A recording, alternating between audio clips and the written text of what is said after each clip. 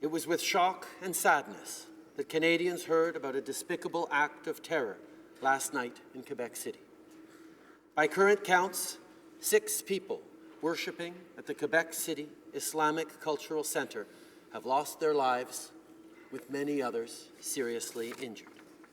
This was a group of innocents targeted for practicing their faith. Make no mistake, this was a terrorist attack.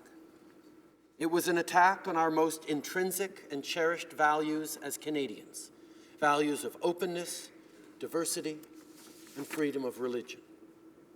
Our hearts go out to the families of the victims. These people were just that, people, ordinary Canadians. They were brothers, uncles, fathers, and friends. These were people of faith and of community. And in the blink of an eye, they were robbed of their lives in an act of brutal violence. I know that already there's a deeply personal connection here in this very house. The Member of Parliament for Louis Hébert knew this community and has joined them at the centre many times. He's with them now as we speak today. And to each of my 337 colleagues in this House, Mr. Speaker, remember that we are all leaders in our communities. At times like these, our communities need our leadership. It is in these moments that we must show ourselves worthy of the honor of sitting in this place for them. Reach out to your friends and neighbors. Gather your communities. Be there for their people, for your people. They need you. To the injured, to the family members of these innocent victims, to the people of Quebec, and to all Canadians, know that we will get to the bottom of this. Such senseless violence has no place in Canadian society. I'd like to express my deepest gratitude to the first responders and thank local law enforcement officials, local government officials, and the Government of Quebec. I can assure Canadians that we will be working closely together in the days ahead. I'd also like to thank the many political and faith leaders from around the world who have reached out since last night's events. Your thoughts and condolences are greatly appreciated. Canada has long been a diverse and accepting nation. We are kind, we are generous, and we embrace one another not in spite of our differences, but because of them.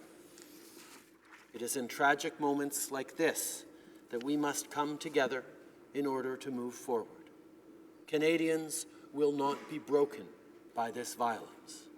Our sense of spirit and our sense of unity will only strengthen. The people who commit these acts mean to test our resolve and weaken our values. They aim to divide us, to sow discord and plant hatred. We will not close our minds. We will open our hearts.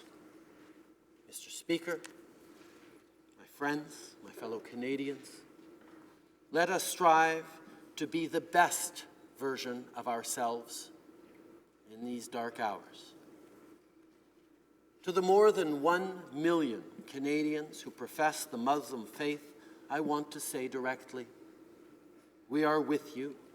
36 million hearts are breaking with yours. And know that we value you. You enrich our shared country in immeasurable ways. It is your home.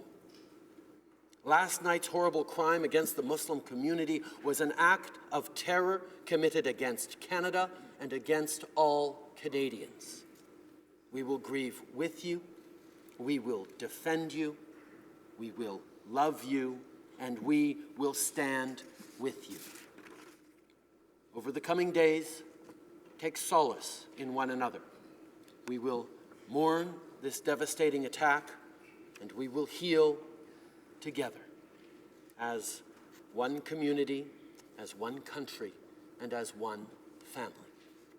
Canadians will not be intimidated. We will not meet violence with more violence. We will meet fear and hatred with love and compassion. Always. Merci, Monsieur le Président.